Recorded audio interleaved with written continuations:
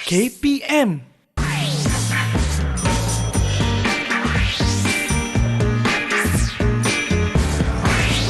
Didik TV KPM. Assalamualaikum warahmatullahi wabarakatuh. Jumpa lagi kita ya. Yalah, tadi sebelum ni kita bicarakan tentang tasawur Islam bahagian A, dan sekarang pula kita nak tahu bagaimana kita nak skor untuk mata pelajaran tasawur Islam bahagian B. Bersama dengan ustaz kita yang cukup luas pengalamannya. Nak tahu siapa? Macam biasa, jom kita lihat profil guru kita.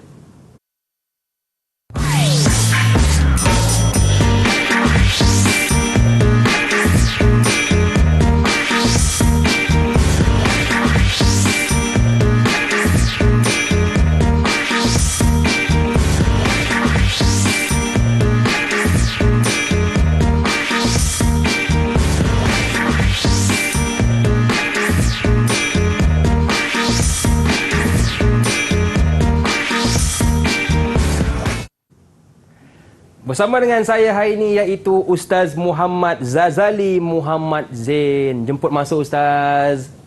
Subhanallah. Kacak segak bergaya Ustaz kita. Apa khabar Ustaz?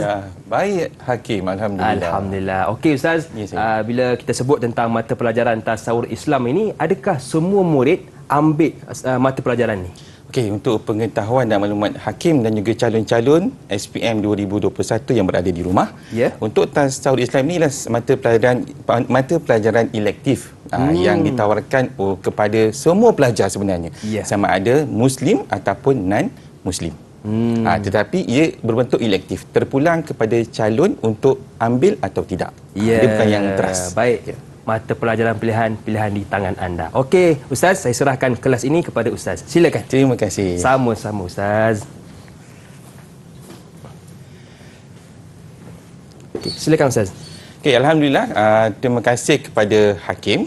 Dan Assalamualaikum kepada semua calon SPM 2021 yang berada di rumah. InsyaAllah, hari ini kita akan bersama-sama berkongsi tentang bagaimana untuk kita menguasai subjek mata pelajaran tasawur Islam khususnya dalam bahagian B. Jadi murid-murid yang berada di rumah, calon-calon yang berada di rumah, jom kita bersedia untuk menguasai bahagian B subjek tasawur Islam. Okey. Jadi yang pertama, kita nak tengok apa dia format pentaksiran yang ada dalam kertas tasawur Islam ini. Okey. Sebenarnya formatnya tasawur Islam ni ada dua bahagian. Okey, dia bahagian A dan bahagian B. Okay, itu dua bahagian saja. Tadi kita dah didedahkan tentang bahagian A untuk tasawur Islam. Jadi hari ini kita akan dedahkan tentang bahagian B pula. Untuk bahagian A kita ada 20 soalan dan 20 markah. Untuk bahagian B pula kita ada 6 soalan dan markah yang diperuntukkan ialah 80 markah.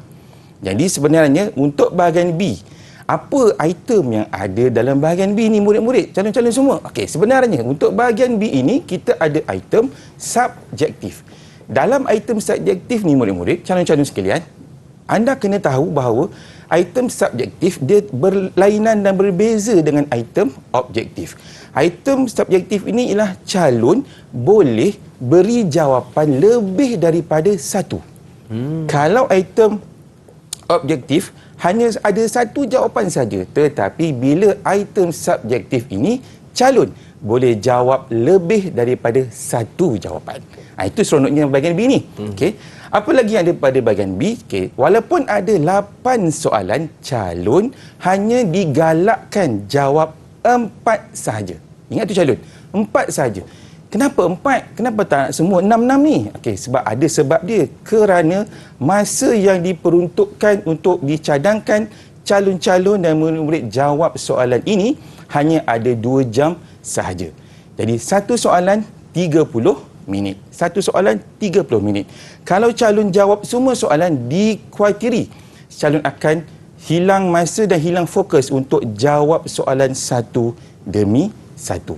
Sebab itu calon, kalau boleh anda digalakkan untuk jawab 4 soalan sahaja. Kerana 4 soalan ini, satu soalan dia ada 20 markah.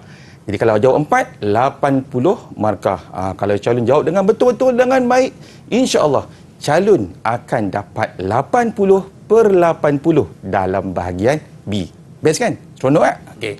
Seterusnya, soalan-soalan yang ada dalam bahagian B untuk tasawur Islam ini, dia mengikut tema yang ada dalam DSKP tasawur Islam. Okey, dalam tema-tema yang ada dalam tasawur Islam ini, contoh, ini ialah contoh yang ada pada setiap tema yang diwakili oleh soalan-soalan tersebut. Kalau tengok ni contoh dia, soalan 1 mungkin tema 1 tingkatan 4 dan digabungkan dengan tema 1 tingkatan 5. Soalan 2 tema 2 tingkatan 4 digabungkan dengan tema 2 tingkatan 5. Soalan 3 tema 3 tingkatan 4 digabungkan dengan tema 3 tingkatan 5. Manakala soalan 4 tema 1 tingkatan 5 digabungkan dengan tema 1 tingkatan 4. Soalan 5 tema 2 tingkatan 5 digabungkan dengan tema 2 tingkatan 4. Dan soalan 6 tema 3 tingkatan 5 digabungkan dengan tema 3 tingkatan 4. Ini mungkin contoh untuk panduan kita, calon-calon yang berada di rumah, murid-murid sekalian, untuk memahami bagaimana pembahagian soalan yang ada dalam bahagian B mengikut tema. Mungkin begitulah tahun ini. Kita tak tahu. Itu kehendak Lembaga Peperiksaan Malaysia, ya Hakim. Itu kehendak mereka untuk tentukan bagaimana soalan-soalan itu disusun mengikut tema. Kalau temanya begini, rezeki masing-masing. Tapi mungkin dia akan berubah. Kita terus kepada contoh dia. Ini ialah tajuk-tajuk yang ada dalam... maafkan saya. Ini ialah tema-tema yang ada dalam tasawur Islam. Tema 1 ialah tingkatan 4 ialah Islam sebagai ad-din. Tema 1 tingkatan 5 ialah sistem ekonomi dan keuangan Islam. Jadi setiap tema yang ada dalam DSKP tasawur Islam ini dibahagikan ikut soalan 1, 2, 3, 4, 5 dan 6. Jadi untuk itu, kalau calon nak tahu apa dia tajuk-tajuk yang ada dalam setiap tema, ini ialah tajuk dia.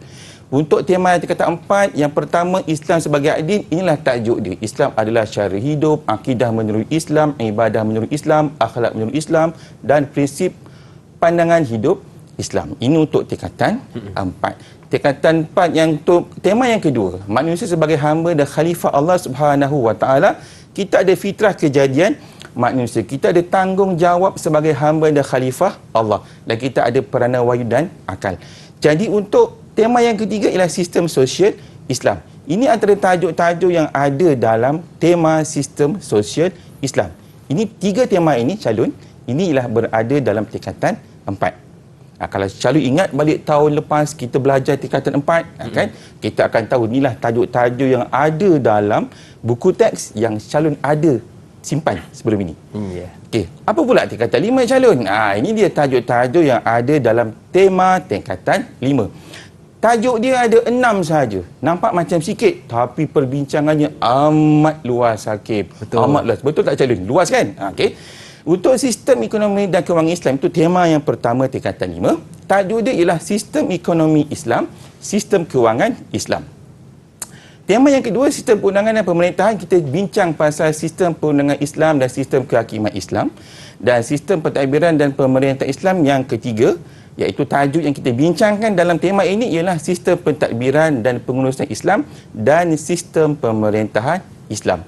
Jadi calon, kalaulah tema-tema ini calon dapat kuasai dengan baik, jadi calon boleh fokus tema mana yang calon dapat kuasai dengan baik untuk membantu calon-calon menjawab soalan yang bakal dikemukakan oleh pihak lembaga peperiksaan nanti. Jadi sebenarnya apa yang saya nak kongsikan ni, Hakim, dengan calon-calon semua, sasaran kita ialah kalau kita boleh dapat bahagian B 30 markah, insya-Allah kita boleh dapat markah lulus. Tapi kalau nak lebih baik, lebih cemerlang calon, kalau kita fokus bahagian A dapat 15 markah dan bahagian B calon dapat 55 markah, insya-Allah calon akan dapat A. Dan ini ialah calon kalau untuk dapatkan kecemerlangan, kita akan sasarkan ini. Dan sebenarnya calon, kalau ikutkan lembaga, inilah perincian untuk soalan bagi kertas tasawur Islam bahagian B. Sebenarnya, Hakim, calon-calon, 50% soalan yang ada dalam bahagian B itu adalah soalan yang aras rendah. Okey, jadi calon kalau betul-betul fokus, sebenarnya calon boleh dapat 50 markah sebenarnya untuk bahagian B. Seronok tak? Itu sebenarnya calon. Kalau kita tahu soalan-soalan yang ada dalam bahagian B, insya-Allah kita akan dapat jawab soalan itu dengan lebih baik. Ya, jelas dan terang. Itulah format soalan untuk tasawur Islam bahagian B, yang mana kalau beza dengan bahagian A, satu soalan satu jawapan. Untuk bahagian B, satu soalan boleh banyak jawapan. Baiklah, kita nak berehat seketika. Kembali selepas ini pastinya dalam Sukses SPM 2021 Pecutan. Didik TV KPM. Didik TV KPM. Terima kasih kepada anda yang masih lagi sudi bersama dengan kami dalam Sukses SPM 2021 Pecutan. Masih lagi bersama dengan saya, Lokman Hakim, juga ustaz kita iaitu Muhammad Zazali Muhammad Zain dari Sekolah Menengah Kebangsaan Suria Perdana Batu Pahat, Johor. Baiklah ustaz, tadi kita dah fokuskan bagaimana untuk format soalan bahagian B tasawuf Islam ini. Jadi apakah perkara yang perlu kita ambil berat lagi? Silakan ustaz. Okay, terima kasih Hakim. Untuk makluman kepada semua calon yang berada di rumah yang mengambil mata pelajaran tasawur Islam. Okey, apa perkara yang kita perlu berikan perhatian dalam bahagian B ini? Okey, sebenarnya calon kena kenal pasti bentuk-bentuk item yang ada dalam bahagian B. Tadi calon dah tahu, dah maklum bahawa item dalam bahagian B ialah item subjektif. Dan apa yang calon perlu berikan perhatian ialah calon perlu tahu soalan-soalan yang ditanya dalam bahagian B. Iaitu yang pertama, soalan yang jawapannya tidak memerlukan huraian. Yang kedua, soalan yang jawapannya memerlukan huraian. Dan yang ketiga ialah soalan yang mana jawapannya berbentuk kebat. Tiga perkara ini Hakim, calon-calon sebenarnya, kalau calon dapat kenal pasti dan dapat kuasai, calon akan dapat memudahkan cara untuk calon menjawab soalan bahagian B. Jadi kita akan teruskan untuk mendalami dan menguasai satu demi satu bentuk item ini. Okey. Yang pertama, ini ialah contoh soalan yang ada dalam bahagian B. Contoh satu soalan. Okey, kalau perasan, ini ialah soalan 1A1, apakah maksud ihsan? 1A2, nyatakan dua kepentingan ihsan. B, C1, C2 dan D. Jadi daripada soalan ini calon, sebenarnya calon kena kenal pasti dulu bentuk-bentuk item tersebut. Yang mana satu item yang tidak memerlukan huraian jawapannya, yang mana satu yang memerlukan huraian, dan yang mana satu soalan kebat. Okey, kita tengok satu demi satu. Okey, jom kita tengok. Okey, ini contoh soalan 1A, 1. Apakah maksud ihsan? 2 markah.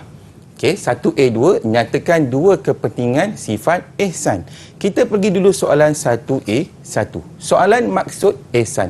Sebenarnya, soalan maksud ihsan ni ialah soalan yang calon tidak perlukan huraian. Sebenarnya. Tetapi, perlu diingatkan kepada semua calon yang ambil tasawuf Islam, bila soalan maksud, biasanya dalam buku teks ada dua. Satu maksud dari segi bahasa, dan lagi satu maksud dari segi istilah. Jadi calon kena fokus kepada maksud aspek istilah. Dan sebenarnya kalau boleh, jadikan buku teks itu sebagai panduan bila kita menjawab soalan maksud. Kerana kebiasaannya peraturan pemarkahan akan melihat kepada apa yang ada dalam buku teks. Jadi untuk menjawab soalan maksud, kita buat dulu pembuka jawapan. Maksud ihsan ialah kesungguhan dalam melakukan ibadah dan pekerjaan semata-mata kerana Allah Subhanahu wa taala. Ini ialah maksud ihsan. Dan sebenarnya calon, apa yang calon kena kuasai untuk maksud ialah kita kena kuasai kata kunci bagi setiap istilah. Untuk maksud ihsan ni Hakim dan juga calon-calon yang berada di rumah. Kata kunci bagi ihsan ialah kesungguhan. Pertama, yang kedua ialah ibadah dan pekerjaan, dan yang ketiga ialah kerana Allah Subhanahu wa taala.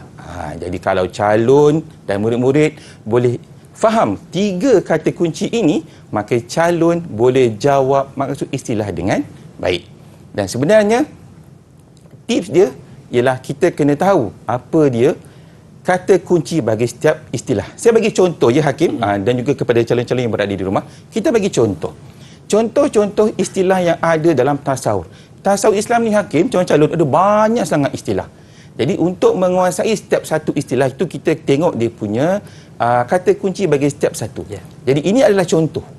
Contoh nak urai satu-satu panjang. Kan betul tak? Betul. Jadi saya bagi satu contoh, nanti yang berada di rumah sama ada boleh snap gambar, ambil gambar ataupun tengok lepas ini rakaman di YouTube. Okey, ini contoh. Jadi kalau calon dapat kuasai setiap kata kunci ini, dia boleh membantu calon. Itu soalan maksud. Okey. Boleh teruskan? Boleh Ustaz. Silakan. Alhamdulillah. Okey, untuk jawab soalan 1A2. Kita nak kenal pasti 1A2 ni, item ni, soalan ni kena hurai atau tidak. Okey, tengok dia minta nyatakan 2 kepentingan sifat ihsan dan markahnya berapa? Markahnya pun 2. Okey, untuk pengetahuan calon-calon yang berada di rumah, soalan ini ialah soalan yang tidak perlukan huraian dalam membina jawapannya. Hanya kita bagi jawapan yang menepati, yang ringkas, tidak perlu huraian yang terlalu panjang. Jadi, untuk kita buat soalan, maafkan saya, untuk kita buat jawapan 1A2 ni calon, saya cadangkan tips yang pertama, calon kena langkah 4 baris. Okey, lepas langkah 4 baris ni calon, barulah calon buat dia punya pembuka jawapan bagi 1A2.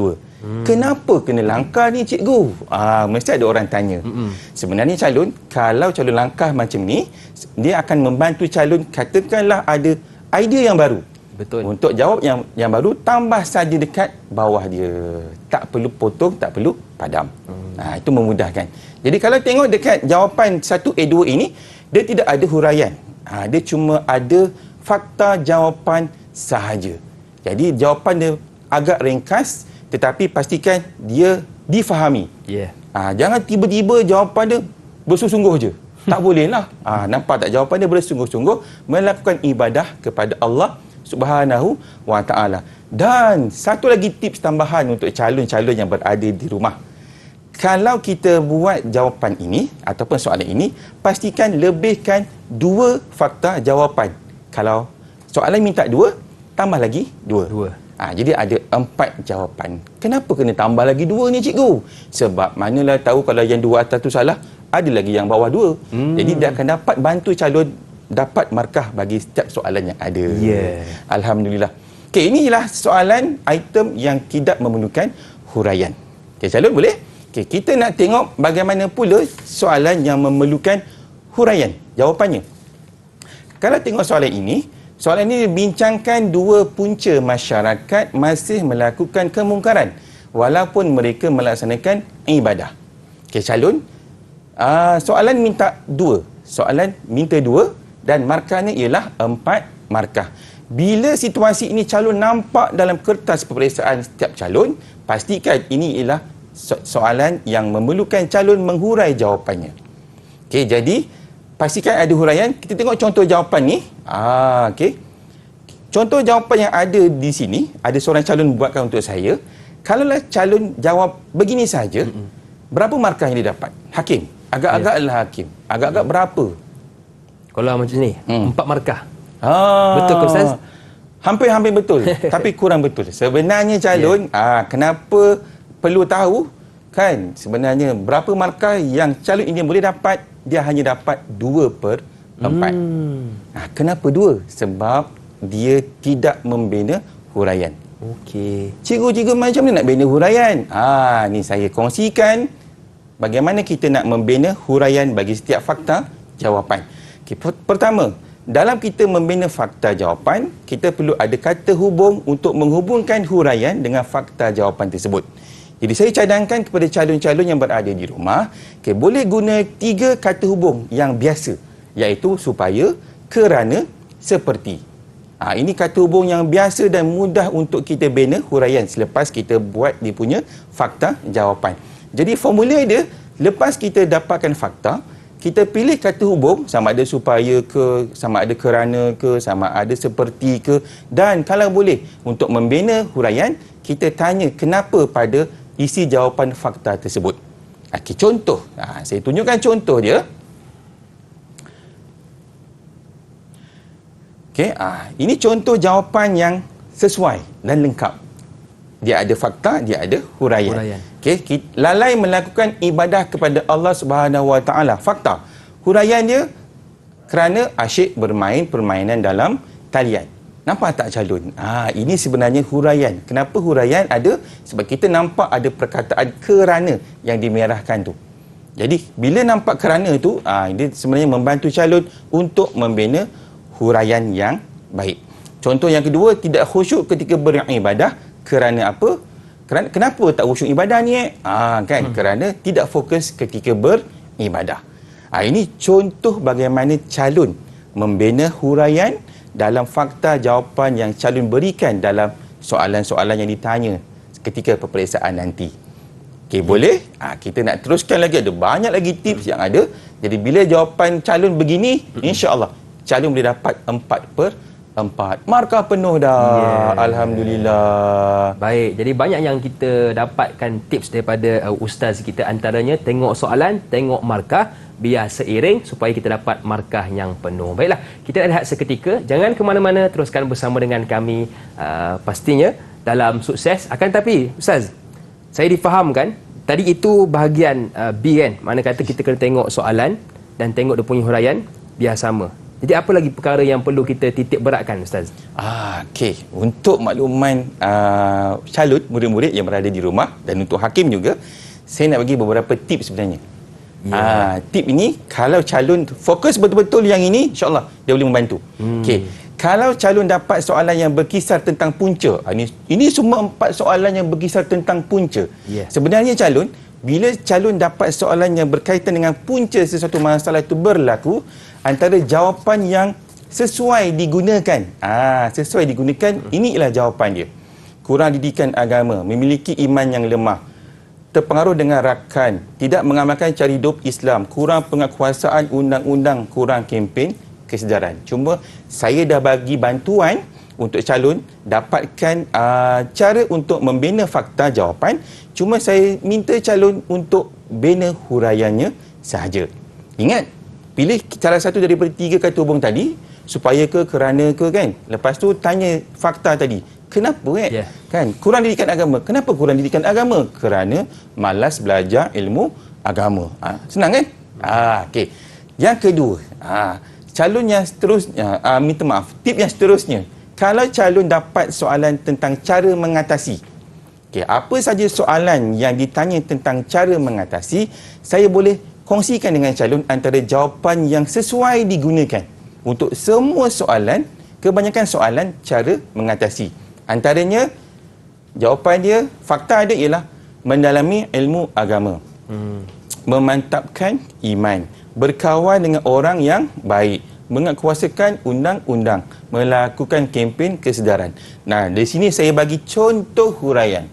Mendalami ilmu agama seperti belajar dengan ustaz yang bertauliah, memantapkan iman supaya tidak mudah terpengaruh, berkawan dengan orang yang baik seperti dai hakim. Alhamdulillah kan. Amin. Okey, ini contoh-contoh jawapan yang sesuai digunakan oleh calon yang berada di rumah untuk jawab soalan yang berkisar tentang cara mengatasi. Ada tip lagi tak? Rasanya macam ada. Okey. Kalau soalan ditanya dalam bahagian B ini, soalan yang perlukan huraian, kalau ditanya tentang akibat, kesan, implikasi yang berbentuk negatif. Ini semua contoh-contoh soalan yang ada yang berkaitan tentang implikasi atau kesan yang negatif. Okey, apa jawapan yang sesuai? Saya kongsikan dengan semua yang berada di rumah. Ini adalah contoh jawapan yang sesuai digunakan sekiranya soalan itu bertanya tentang akibat, kesan, implikasi yang berbentuk negatif. Kalau individu, dilaknat oleh Allah, dibenci oleh masyarakat, hati gelisah. Kalau untuk masyarakat, masyarakat huru-hara, masyarakat akan bergaduh, banyak berlaku jenayah. Kalau untuk negara, apa pula? Okey, kalau negara, kesan buruk dia, negara tidak aman, ekonomi negara akan jatuh dan jenayah banyak berlaku. Jadi kalau calon dapat soalan dalam bahagian B bertanya tentang soalan-soalan sama ada punca, cara mengatasi, kan, kesan buruk, kan, itu antara jawapan yang sesuai digunakan oleh calon untuk menjawab soalan-soalan tersebut. Dan katakanlah kalau soalan tadi ditanya kebaikan pula, kesan baik pula, yang saya tunjukkan tadi ialah kesan buruk, jadi calon lawankan sahaja kesan buruk tadi kepada kesan yang baik. Okey, jelas tu calon. Ingat, lawankan saja. Contoh, dilaknat oleh Allah, lawannya apa? Disukai ataupun diberkati oleh Allah. Dibenci oleh masyarakat. Okey, apa lawan dia? Disukai oleh masyarakat. Jadi kalau calon tahu tentang perkara ini, dia dapat memudahkan calon. Cuma hakim dengan juga calon yang berada di rumah, pesan saya, kalau soalan ditanya untuk membina huraian, tolong sangat-sangat calon binalah huraian. Jangan biar kosong. Sebab kalau soalan tu 4 markah, 2 fakta, 2 huraian. Kalau calon tak buat huraian, dapat 2 saja. Kita akan rugi di situ. Okey, jadi calon kena hati-hati, fokus, tengok soalan betul-betul. Kalau soalan tu perlukan huraian, calon kena hurai betul-betul. Baik, jadi 2 perkara yang perlu kita lihat. Yang pertama ialah tengok soalan, yang kedua tengok markah supaya seiring. Baiklah, kita nak berehat seketika, jangan ke mana-mana, teruskan bersama dengan kami pastinya dalam Sukses SPM 2021 Pecutan. Didik TV KPM. Didik TV KPM. Masih lagi bersama dengan saya, Lokman Hakim, juga Ustaz Muhammad Zazali Muhammad Zain, guru dari Sekolah Menengah Kebangsaan Suria Perdana Batu Pahat, Johor. Baiklah, tadi kita dah belajar tentang jawapan yang tidak memerlukan huraian, yang kedua jawapan yang memerlukan huraian. Bagaimana pula Ustaz untuk kita nak jawab soalan kebat? Okey, terima kasih Hakim, dan juga untuk calon-calon murid-murid yang berada di rumah, kita akan kongsikan dengan anda bagaimana untuk kita kenal pasti soalan kebat dan bagaimana kita nak menjawab soalan kebat. Tetapi sebelum itu, kena kenal dulu soalan kebat ni macam mana bentuknya untuk mata pelajaran tasawuf Islam nanti. Okey, untuk item kebat bahagian B, kita ada 3 jenis item untuk kebat ni. Yang pertama, item kebat 6 markah. Yang kedua, item kebat 1 markah tambah 5 markah. Dan yang ketiga ialah item kebat 2 markah tambah dengan 4 markah. Apa bezanya ni? Okey, sebenarnya item kebat 6 markah ni ialah item kebat yang markah keseluruhannya 6 markah. Okey, akan ada soalan yang agak panjang, gambar sesuatu gambar untuk stimuluskan calon, dan markah yang diperuntukkan ialah 6 markah. Manakala item kebat 1 markah 5 markah ni pula ialah gabungan 2 pecahan soalan. Satu soalan 1 markah, soalan yang kedua 5 markah. Okey. Dan yang ketiga, item kebat 2 markah 4 markah ialah gabungan 2 pecahan soalan, 1 soalan 2 markah, dan soalan yang kedua ialah 4 markah. Jadi kita nak kenal bagaimana soalan kebat ini dan bagaimana pula untuk menjawabnya. Okey, kita akan pergi satu demi satu. Jom dengan saya. Okey, pertama sekali, untuk menjawab soalan kebat, pastikan calon ada perkara ini. Apa dia? Yang pertama, calon kena berikan fakta jawapan. Okey, selepas fakta jawapan, kita ada huraian. Sama ada huraian 1, huraian 2, huraian 3, huraian 4 dan huraian 5.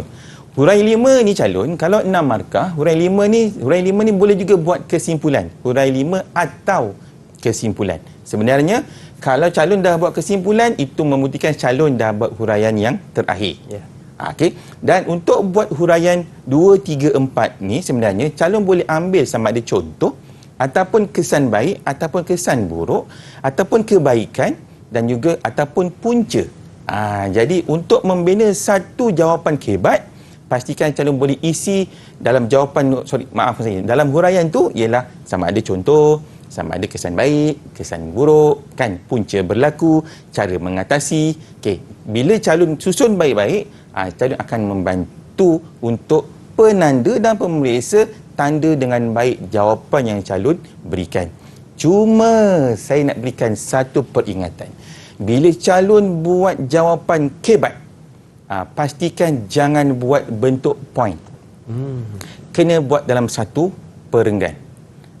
Itu yang pertama. Okey, kena buat dalam satu perenggan. Yang kedua, elakkan guna perkataan selain itu dan juga dan. Jangan gunalah selain itu dan. Dikuatiri kalau calon menggunakan sama ada selain itu ataupun dan dalam jawapan kebat itu tadi, kita takut pemeriksa atau penanda beranggapan itu ialah fakta yang baru. Bila ada fakta yang baru, dah tak dikira sebagai huraian. Rugi calon. Jadi hilang markah huraian. Jadi untuk itu, elakkan guna perkataan selain itu dan juga dan. Ada dua dan pula, maafkan saya. Kan? Okey, kita nak terus. Kita nak tengok. Jadi sebenarnya untuk tadi semua satu markah. Okey, kita nak tengok contoh soalan item kebat 6 markah. Okey. Tengok soalan ini. Kita baca sama-sama. Zainul Azhar telah diberhentikan kerja semasa pandemik COVID-19 berleluasa. Situasi ini menyebabkan dia kehilangan mata pencarian untuk menyara keluarganya. Pada masa sama, dia memiliki simpanan emas yang dibelinya ketika masih bekerja.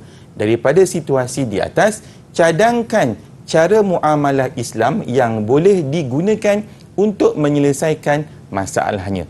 6 markah. Okey, calon, bila nampak soalan yang sebegini bentuk rupanya, ini ialah item kebat 6 markah. Bagaimana nak buat jawapan? Ingat tadi saya dah kongsikan dengan calon, pertama kena ada fakta. Okey. Jadi bila nak buat jawapan, pastikan kita buat pembuka jawapan dan ini antara jawapan yang boleh dicadangkan untuk calon jawab. Okey. Kalau calon lihat pada jawapan ini, kita ada perkataan-perkataan merah. Apa perlunya itu? Untuk membantu calon kenal pasti huraian demi huraian. Okey. Jawapan yang pertama, fakta dia boleh menggunakan jenis muamalah Islam iaitu ar-rahnu. Kenapa nak guna ar-rahnu? Nampak tak nak buat uraian kan? Kenapa nak guna ar-rahnu? Kerana ar-rahnu merupakan cara untuk mencagar emas yang dimilikinya bagi mendapatkan pinjaman. Itu huraian 1. Apa kebaikan ar-rahnu? Kebaikan ar-rahnu ialah ia tidak mengandungi unsur riba. Okey. Kesan baik dia apabila daripada pinjaman itu, dia boleh menggunakannya untuk modal perniagaan. Apabila dia berniaga, dia akan memperoleh pendapatannya semula.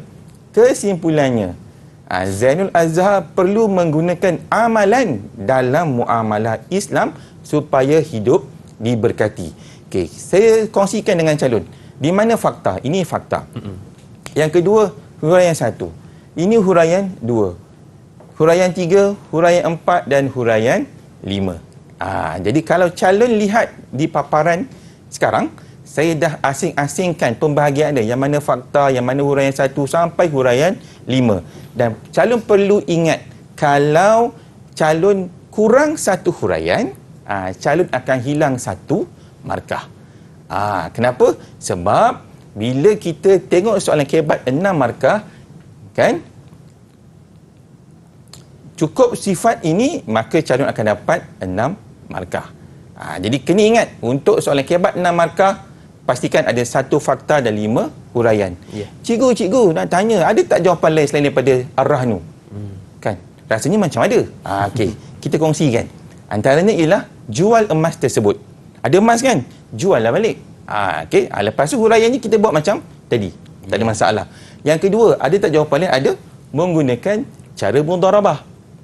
Kan, mudharabah pun boleh. Cuma yang tak boleh, yang ini dua benda ni tak boleh. Kenapa tak boleh? Kerana al-wadi'ah itu ialah simpanan. Takkanlah dah tak ada duit, emas nak simpan balik. Tak sesuai, Hakim. Betul. Kan, betul? Okay. So tidak sesuai. Jadi mengambil takaful pun tak sesuai. Takaful ialah insurans Islam ataupun perlindungan risiko dalam Islam pun tidak sesuai. Jadi kalau calon ada fakta-fakta yang lain, tak ada masalah. Boleh gunakan fakta tersebut dan tambah lagi, tambah lagi 5 huraian. 1 fakta, 5 huraian. Itu untuk kebat 6 markah. Jelas calon? Alhamdulillah. Kita nak tengok item kebat yang kedua. Boleh Hakim? Boleh Ustaz, silakan. Alhamdulillah. Kita tengok kebat yang kedua, iaitu kebat 1 markah gabung dengan 5 markah. Okey, ini contoh soalan dia. Okey, kita ada nampak satu petikan akhbar, kan? Daripada petikan akhbar ini dia buat dua pecahan soalan. Soalan satu, nyatakan hukuman yang ditetapkan oleh Islam bagi kesalahan di atas. Dia tanya pasal apa ni? Rupanya petikan di atas cerita pasal arak. Jadi dalam Islam dia nak tanya apa hukuman yang ditetapkan. Okey, jadi yang kedua, pada pendapat anda, bagaimana cara untuk mengatasi masalah di atas? Bincangkan. Inilah dia, hakim dan juga calon-calon yang berada di rumah. Inilah soalan kebat 1 markah dan digabungkan dengan 5 markah. Kena buat dua-dua. Jangan tak buat dua-dua. Ataupun buat satu je, tak boleh. Kena buat dua-dua jawapan dia. Dan ini contoh jawapan yang saya boleh kongsikan kepada calon. Okey, untuk soalan 1, hukuman dia ialah 40 kali sebatan. Kalau ingat balik dalam perundangan Islam, bila kita melakukan jenayah dalam hudud, minum arak kena sebat 40 kali sebatan. Itu dalam Islam. Itu jawapan yang pertama. Okey, jawapan yang kedua pula, apa dia? Cara untuk mengatasi masalah tersebut ialah, ini contoh jawapan kebat yang sesuai, yang boleh calon gunakan. Yang pertama, fakta dia apa? Menguatkuasakan undang-undang supaya masyarakat takut untuk meminum arak. Itu huraian. 1. Huraian kedua, seperti apa hukuman yang kita nak buat? Seperti mengenakan hukuman yang berat kepada yang melakukannya. Situasi ini akan dapat memberi kesedaran kepada masyarakat supaya mereka dapat mengelakkan diri daripada terjebak dengan pengambilan arak. Oleh itu, kita hendaklah menjauhkan diri daripada arak kerana ia diharamkan oleh Islam. Agak-agak calon, berapa markah kita nak bagi kepada ni? Kan sebenarnya kalau ikut sini kita ada fakta, huraian 1, huraian 2, huraian 3 dan huraian 4. Jadi bila cukup 4 huraian dan 1 fakta, maka calon layak dan berhak untuk mendapat 5/5. Markah penuh. Markah penuh, markah penuh calon-calon. Takkan tak nak markah penuh, nak kan? Kena buat. Sebenarnya kalau calon buat huraian tu dengan ayat yang mudah dan difahami, tak ada masalah. Boleh. Tak perlu ayat yang terlalu lengkap. Tapi yang penting ayat itu difahami oleh pemeriksa dan penanda yang akan menanda kertas calon. Ini ialah item kebat 1 markah, 5 markah.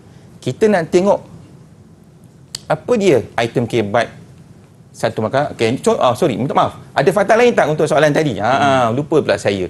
Ada lagi jawapan-jawapan lain atau fakta-fakta lain. Ini contoh-contoh fakta yang boleh calon gunakan untuk jawab soalan tersebut. Dan digabungkan dengan 4 huraian selepas fakta ini tadi.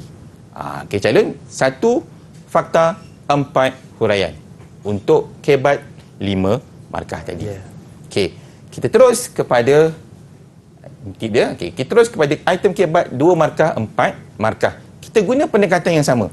Cuma saya bezakan soalan yang pertama, nyatakan jenis kesalahan jenayah arak dan hukuman yang ditetapkan dalam Islam bagi kesalahan di atas. Sebenarnya soalan ni dia tanya kepada calon, apa arak ni dia masuk dalam kesalahan jenayah yang mana satu? Kita ada 3. Kita ada hudud, kita ada qisas, kita ada 4. 4 yang baru ada 4. Hudud, qisas, ta'zir dan juga diat.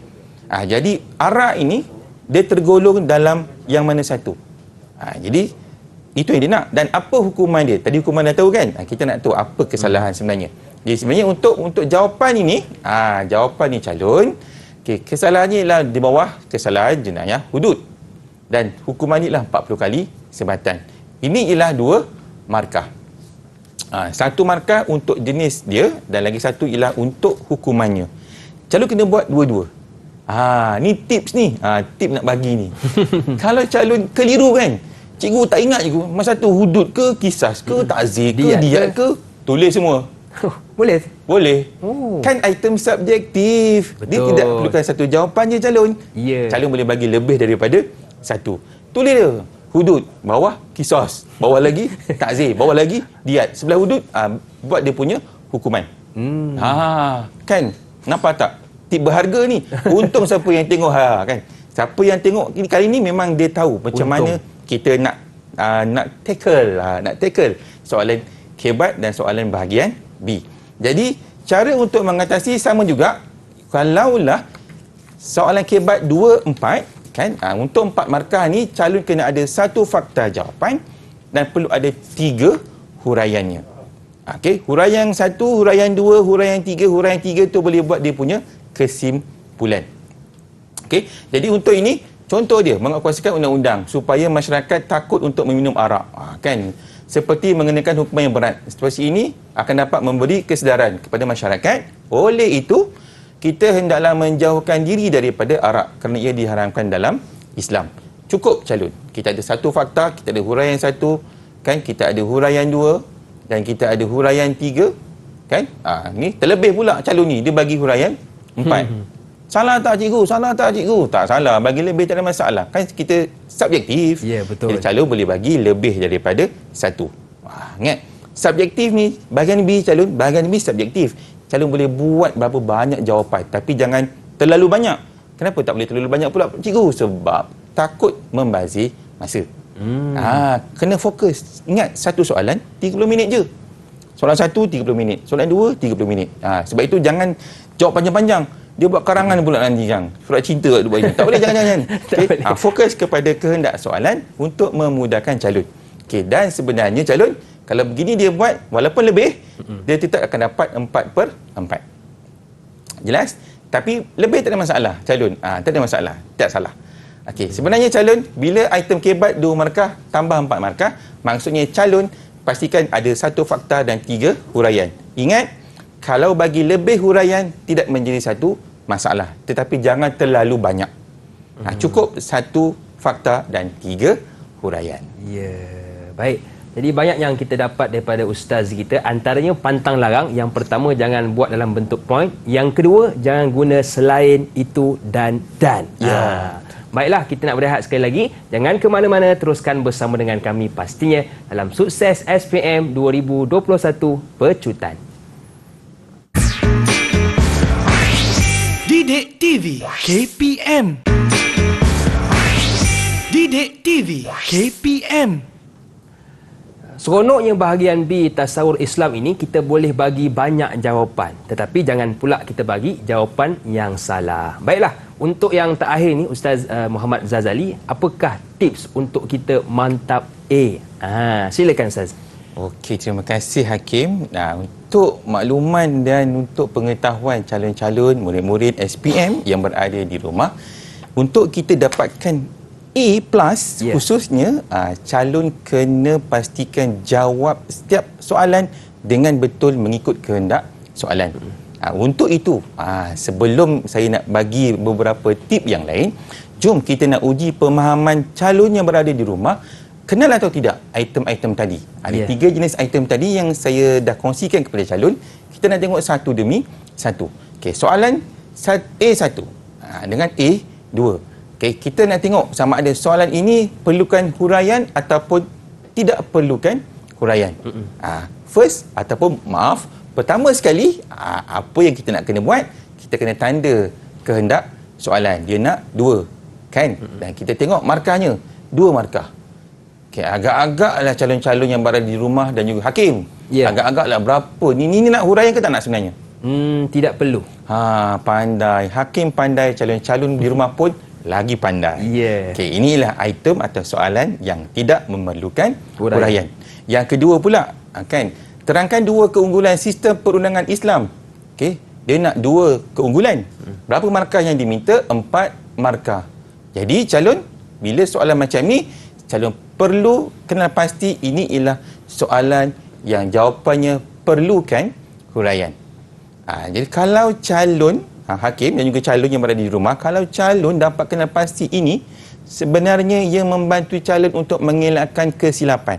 Sebab pengalaman saya dengan anak-anak murid saya di sekolah, bila soalan yang perlukan huraian ni, kadang-kadang mereka macam susah nak buat huraian.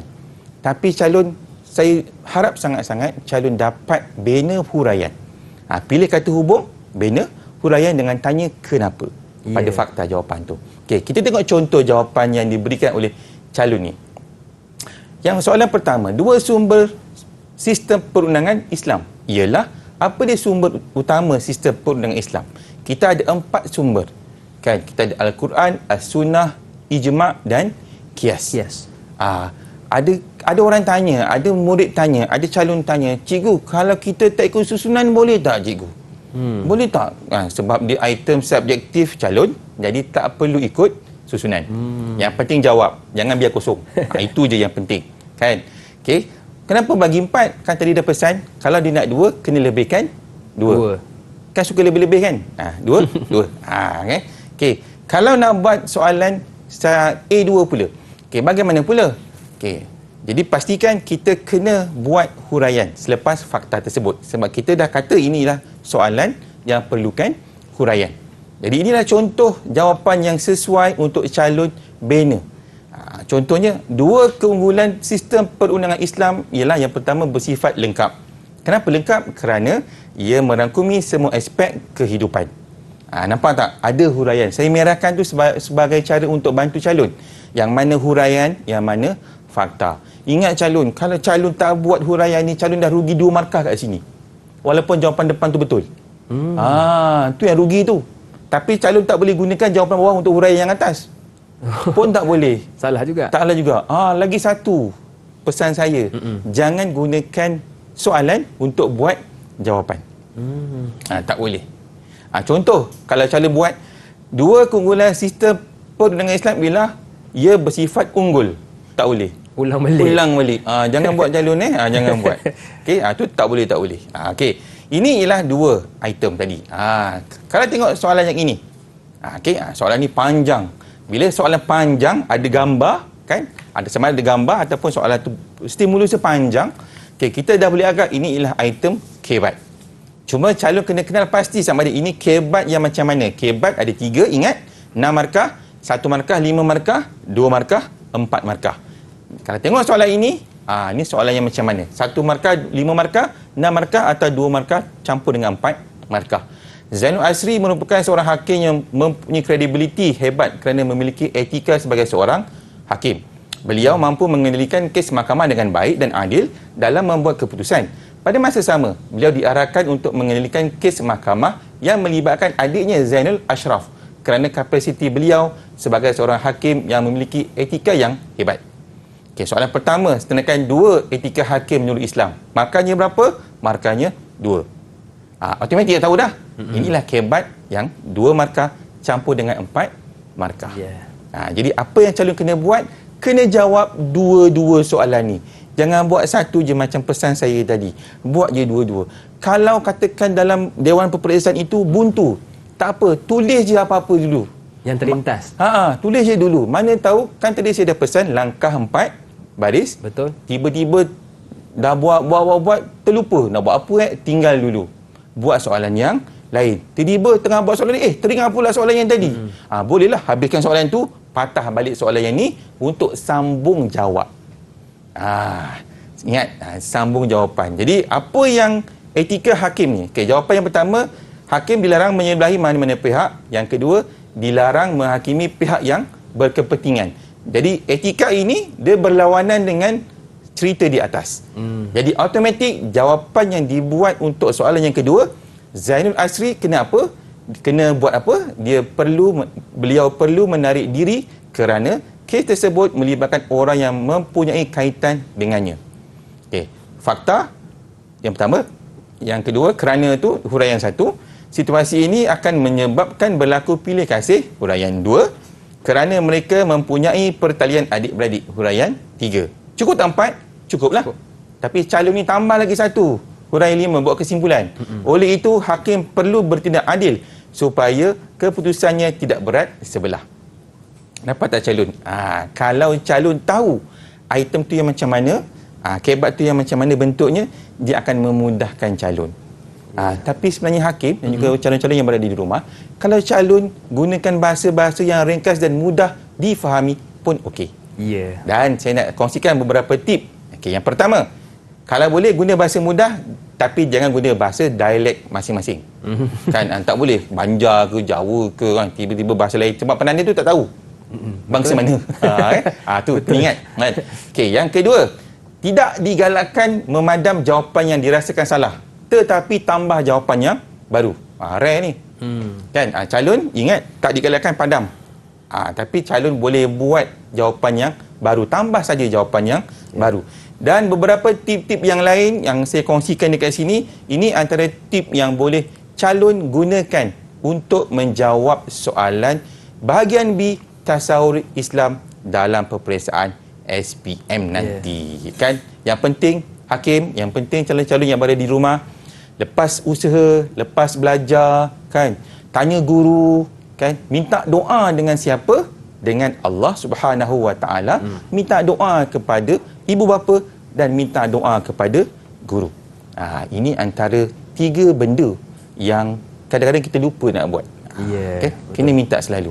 Dan saya doakan semoga apa yang calon-calon buat untuk persiapan dan persediaan dalam menghadapi peperiksaan SPM nanti akan dipermudahkan oleh Allah Subhanahu Wa Taala dan diberikan kesihatan yang baik dan dilindungi daripada apa-apa kesukaran dan apa-apa masalah sepanjang peperiksaan berlangsung, insya-Allah. Amin. Terima kasih kepada Ustaz Muhammad Zazali Muhammad Zain dari Sekolah Menengah Kebangsaan Suria Perdana Batu Pahat Johor atas tip yang telah dikongsikan, dan saya doakan kepada semua murid yang mengambil mata pelajaran ini semoga berjaya dengan cemerlang. Akhir kata, senyum nampak gigi, ada rezeki, jumpa lagi. Assalamualaikum warahmatullahi wabarakatuh.